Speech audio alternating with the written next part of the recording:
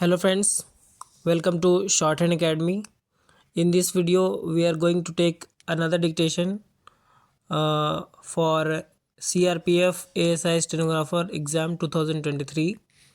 Be ready. 10 seconds,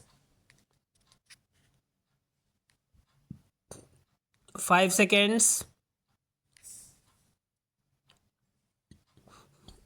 start. Nepal said it has asked Moscow not to recruit its citizens into the Russian army and immediately send back any Nepali soldier commissioned there back to the Himalayan nation after revealing 6 soldiers serving Russia's military had been killed. Nepali soldiers called Gurkhas are known for their bravery and fighting skills and have been serving the British and Indian armies following the independence of India in 1947, an agreement between three countries. The small Himalayan nation wedged between China and India has no such agreement with Russia, which invaded neighboring Ukraine in February 2022 and has been engaged in a war since. The Nepal government said in a statement that 6 of its nationals who had been serving the Russian army were killed without providing any details. The government of Nepal has requested the Russian government to immediately return their bodies and pay compensation to their families, the foreign ministry said late on Monday. Diplomatic efforts were underway to get one Nepali citizen serving the Russian army and captured by Ukraine released, the statement added. Nepal also urged its citizens not to join the army of any war-torn country.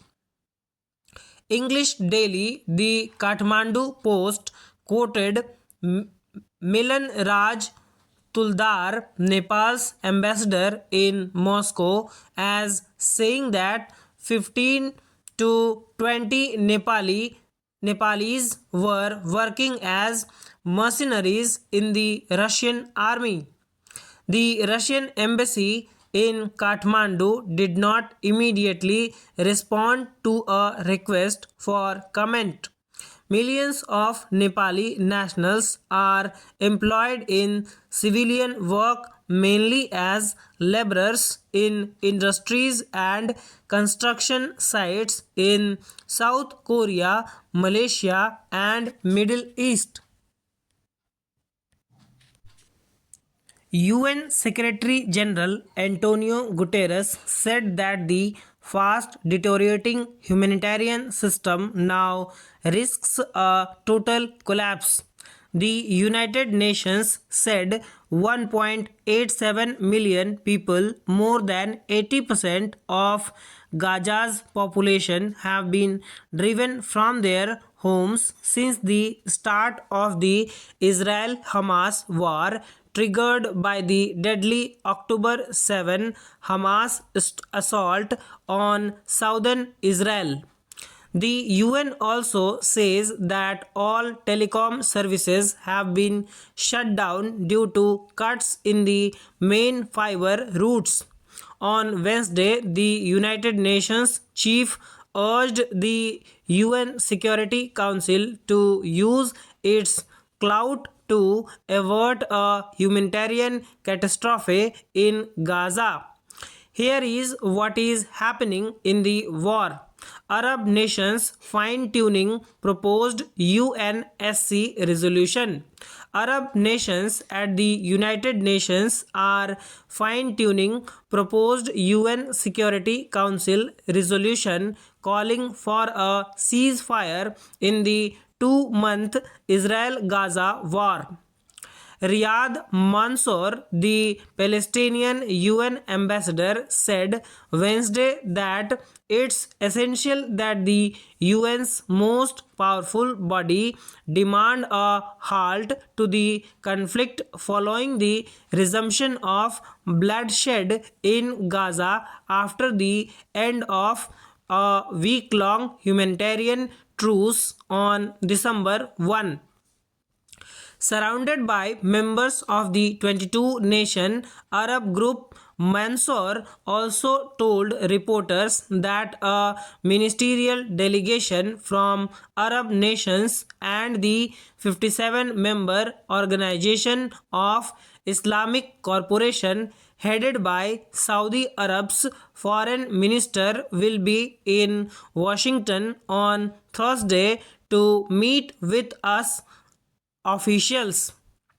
On top of the agenda in this war has to stop, he said. A ceasefire has to take place and it has to take place immediately. Mansour said the National Security Advisor to US Vice President Kamala Harris contacted Palestinian President Mahmoud Abbas Wednesday morning and that Abbas pressed for an immediate ceasefire and more humanitarian aid. The United States, Israel, closest ally, has veto power in the Security Council and has not supported a ceasefire.